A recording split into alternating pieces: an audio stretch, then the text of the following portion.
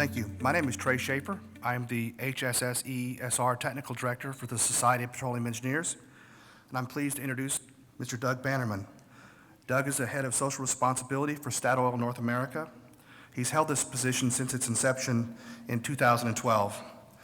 Doug provides strategic oversight and technical support to the social license efforts of Statoil's U.S. onshore and offshore businesses, ensuring that plans, programs, and investments are fit for purpose and meet stakeholder expectations.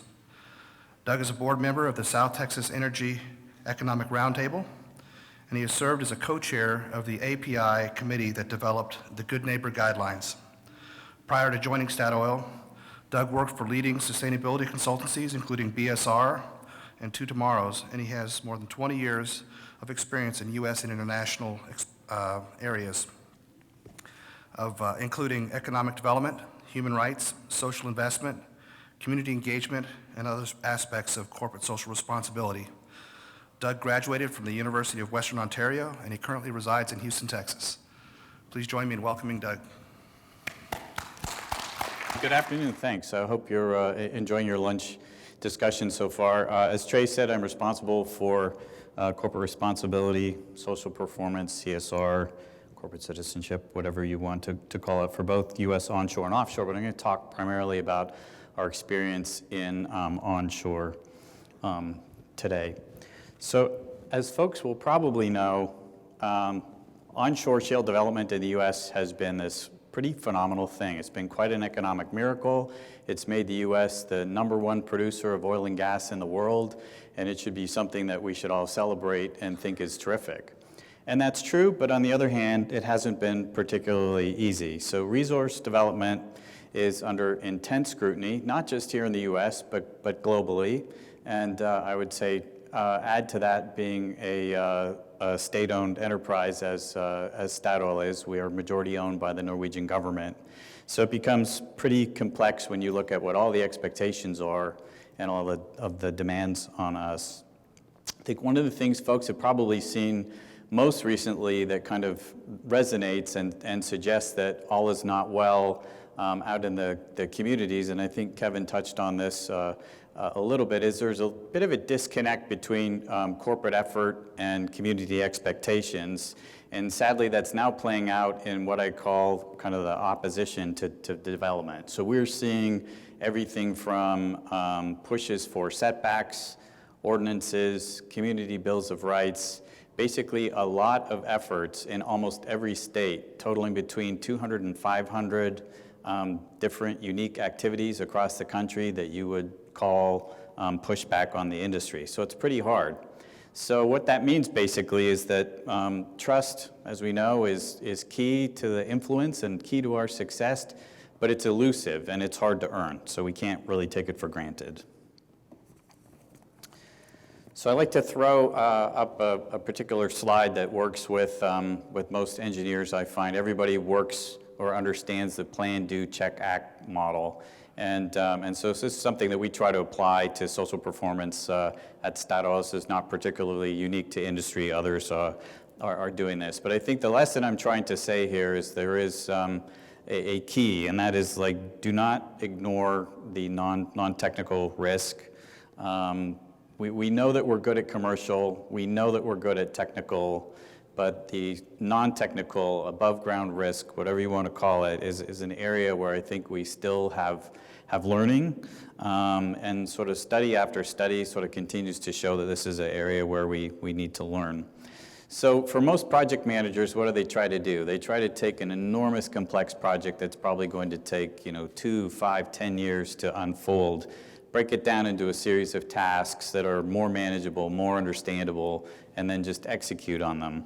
And we try to take that exact same methodology when we're talking about addressing social risk, and so we just do it the exact same way. So we try to identify what the project risks are overall, prioritize those, try to understand what the potential impact could be, what the mitigations are going to be, and then put those into place. And the idea then obviously is that we're trying very hard to support the projects, reduce the risk, and increase business resiliency.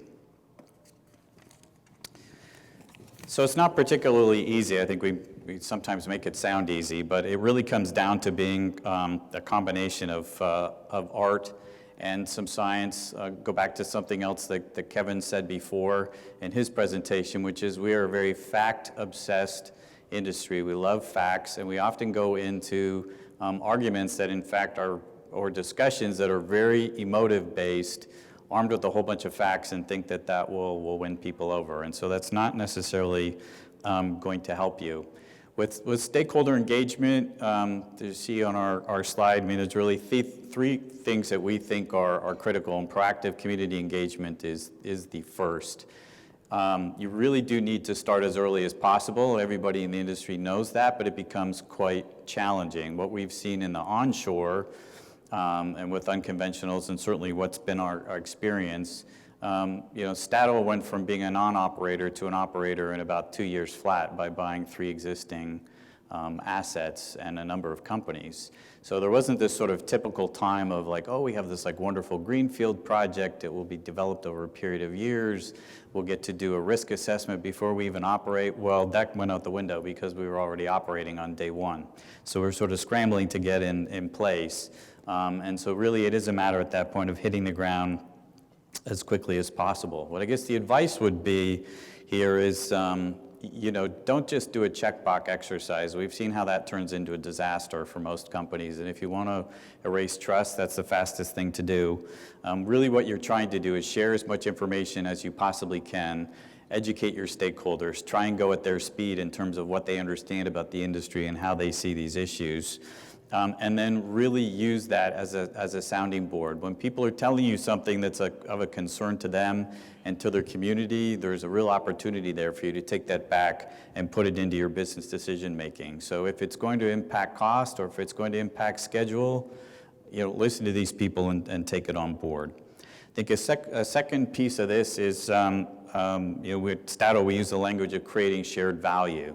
So whether that is job training, whether it's social investment, whether it's donation, a combination of all of it, is really looking at how you basically lift all boats at the same time. I think one of the fantastic things with onshore development has been making a lot of people quite wealthy. So we have royalty owners who have benefited. They in turn have spent money in their communities and have had an impact. But we as kind of the primary generators of this, it's also incumbent on us to deliver on that as well. So we kind of say think global, but act locally. What is sort of the important things to those local communities? Do they want job training? Do they want to see kids go to college? What are the kind of things that you can really focus in on and help support? And then last but not least here is responsiveness and accountability. And I think Kevin made this point quite succinctly as well. We have, I think, a situation, particularly right now, that's quite acute, where when we started drilling, say 6-7 years ago, whenever you want to say the starting point was, we had a fairly low level of activity that has really risen in a crescendo.